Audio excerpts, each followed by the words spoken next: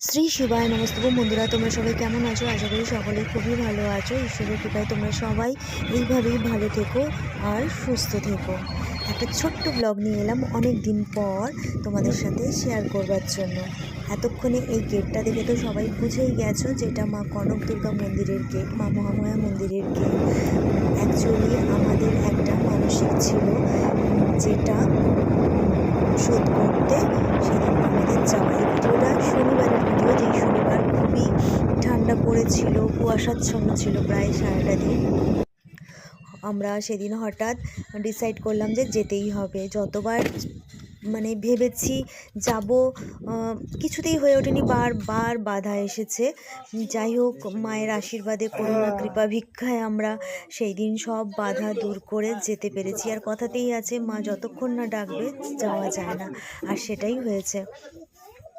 এই ভাইয়ের দোকান থেকে আমি পুজোর সামগ্রী কিনেছিলাম, কারণ বাইরে থেকে কিনে আনতে পারিনি, যেহেতু আমরা শনিবার সকালেই ডিসাইড করেছিলাম ব্যাপারটা। তো এখানে ভাই বুঝিয়ে দিচ্ছে, নানা রকমের ডালা আছে, তুমি তোমার মনের মতো পছন্দ করে সাজিয়ে গুছিয়ে নিয়ে মাকে পুজো দিতে পারবে। সেইভাবে সাজিয়ে পুজোর একটা ডালা নিয়ে চলে গেলাম পুজো দিতে মায়ের মন্দিরের। এটা চূড়া।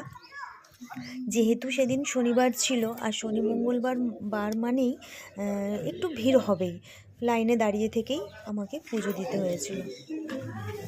এই যে ঠাকুরমশাই পুজো করছে, তো সেখানে একটু ভিডিও করেছিলাম, বেশি ভিডিও করতে ভয় লাগছিল, বাই চান্স যদি কেউ কিছু বলে। আর এটা হচ্ছে খড়গেশ্বর মহাদেব, আর এইটা হচ্ছে দণ্ডেশ্বর মহাদেবের শিবলিঙ্গ। পাশেই আছে মহাবীর মন্দির, বজরংবলীর মন্দির। আর এখানে ছোট ছোট অনেকগুলোই মন্দির আছে। একটা গুরুদেবের মন্দির আছে, একটা যোগমায়া মন্দির রয়েছে, যেগুলোর ভিডিও তো করেছি, কিন্তু সবগুলো এখানে দিতে পারলাম না, ভিডিওটা অনেকটাই লেংদি হয়ে যাবে বলে। সবাইকে ভালো রেখো মা। ভিডিওটা দেখার জন্য অনেক ধন্যবাদ তোমাদের।